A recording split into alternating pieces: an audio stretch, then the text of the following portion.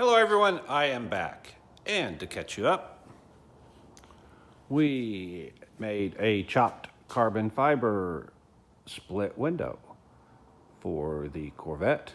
And we also made the gas cover out of chopped carbon fiber. We made the lower grill area out of chopped carbon fiber.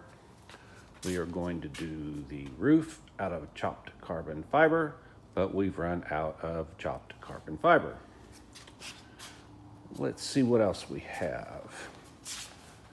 Here's the mold, pulled everything out of it. And been working on the hood. Originally, I was going to do 3 different pieces. Let's see, what pieces was I going to do? Oh, okay. So the red one is the actual C6 hood. Cut holes open so that the vents for the grand support would match up. But I left the supports for the C6 hood in place. The issue is, you can see they interfere with where the vents would go. I trimmed on it and hacked on it and tried to get it to work, and there's just no compromise. I can't do both. So I've decided that I'm more interested in the vents being correct than the support for the C6 hood, because this piece right here is going to give the same support that would be given by the brace that's underneath here. I thought I had to use the C6 to C2 conversion hood, which is over there. And I hacked it up again for the vents. But then when I stacked it on top, the stacking of the 3 didn't work. So I realized, wait a minute, I can eliminate that black piece and just go ahead and mount the Grand Sport hood vents to the C6 hood. So that's where I'm at now. But to get it to fit, you can see it sits up too high. And the place where it is interfering is right here. If you look right there, see, that's where it's interfering, right there.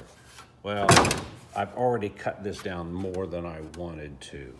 If you look over there, there's no room for a vent here. Right here, I cut it down from where it was here. So I've decided I'm just going to cut this whole area out all along here. And then that will allow this to sink down. It'll cut out this brace. It'll cut out that brace in the back, but it can live without this brace in the front. Now the brace in the back, I'm not sure about, because I don't want this thing splaying on me. And this is giving the correct distance across there. So I will probably leave some part of this in place. I just haven't decided how much. The brace for this, or support for this, is a perimeter base that is right here. And it literally just goes around the whole perimeter of that hood.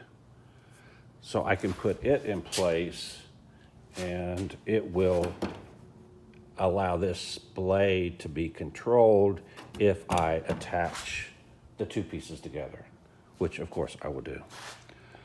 So what I'll need to do is put that brace underneath this vent, cut this out, allow this to sink down, and then attach the vent to that hood with this brace, and I'll have to cut this out however is required for that brace to work. All right, hope that makes sense. All right, this hood is no longer needed. All right, then the back hatch area.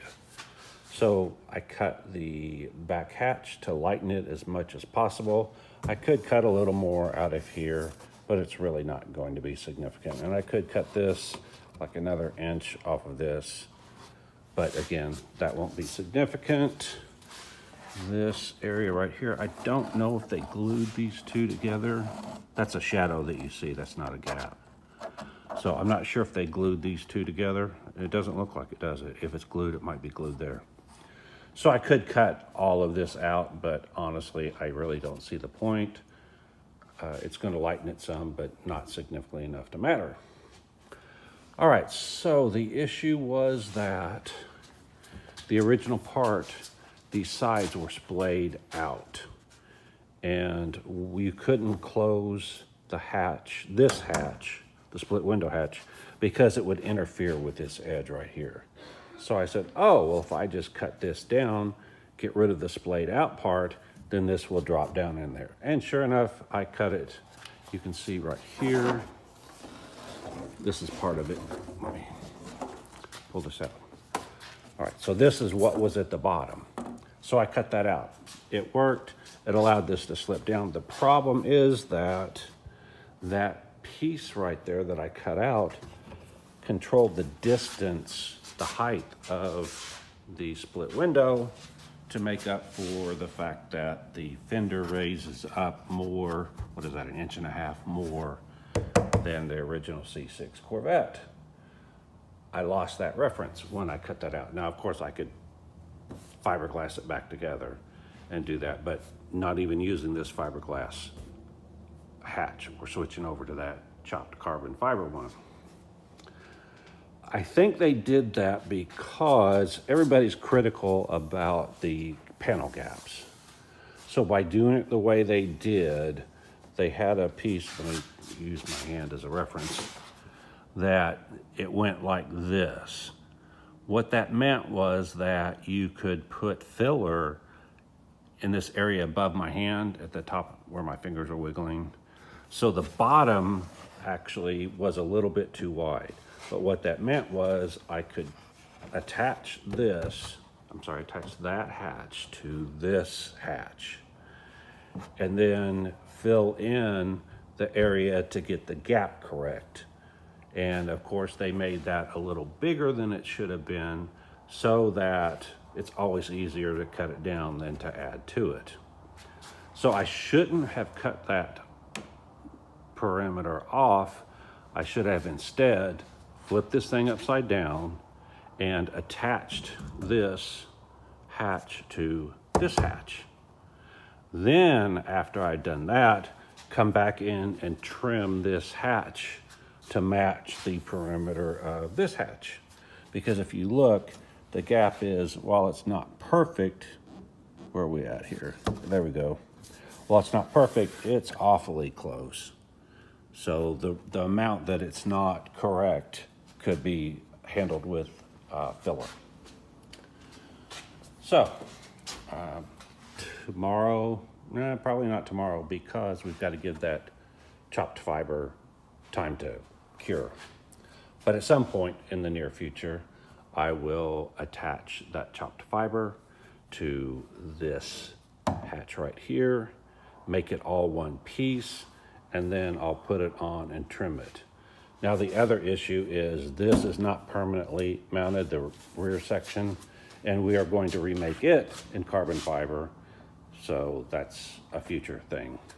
And then this hatch is no longer in its permanent location because we had to remove the hinges on the front to be able to get the back window out. So this thing is just setting in place. Now it is closed and latched, so it's probably pretty close to where it was. And before we remove the hinges and remove the window, this thing would open and close just fine with this piece in place. Plus, this is screwed down on the mounting locations, so it is attached. You can see I can't move this. So it's pretty much in its actual location. It just might need some minor tweaking when we get to that point. What's not attached is this front section right here. If you look, this can go in and out some. Not a lot, but it can go in and out some. So there's a screw here underneath this that I'll look at after I remove the hatch and see where this needs to be located. But the reason I waited is because this has to align with the door skin, has to align with the hatch, has to align with the halo loop. And so I didn't want to go off and start permanently attaching things until I got an idea of where everything belongs. So now that I have all of the pieces, I've got a hatch I can use, I've got this fender, and I've got the C6 hatch, and I've got the door skins. Now the door skins are going to require me to cut off this door skin and replace it with the carbon fiber door skins. So I'll do that in the near future.